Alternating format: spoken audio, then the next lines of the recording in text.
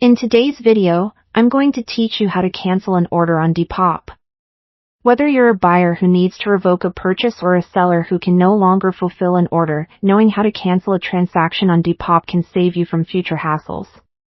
First and foremost, you should be aware that canceling an order on Depop isn't an entirely straightforward process because, officially, the platform doesn't offer a direct cancel order button. However, there are reliable steps you can follow to manage the situation effectively. Let's dive right in. If you're a seller and find yourself in need of canceling an order, communication is key. Start by messaging the buyer directly. You want to explain clearly and politely why you cannot proceed with the sale. Maybe the item is out of stock, damaged, or you've encountered unexpected circumstances. Being honest and transparent will help maintain your reputation on the platform. Once you've communicated with the buyer, it's time to proceed with the cancellation.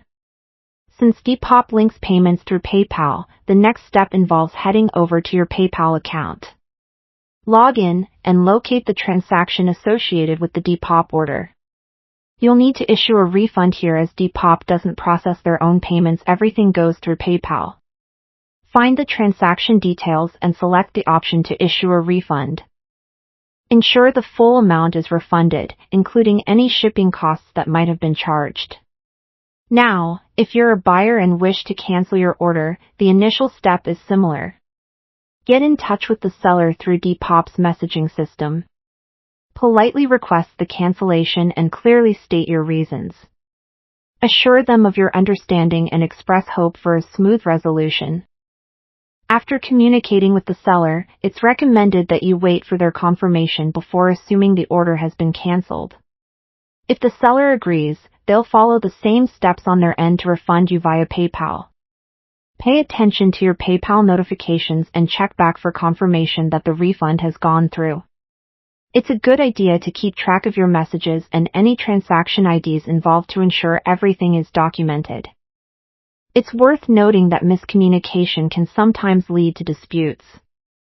Therefore, keeping your interactions within both Depop and PayPal ensures you have a record in case you need further assistance from customer support. To wrap it up neatly, canceling an order on Depop isn't as direct as one might hope.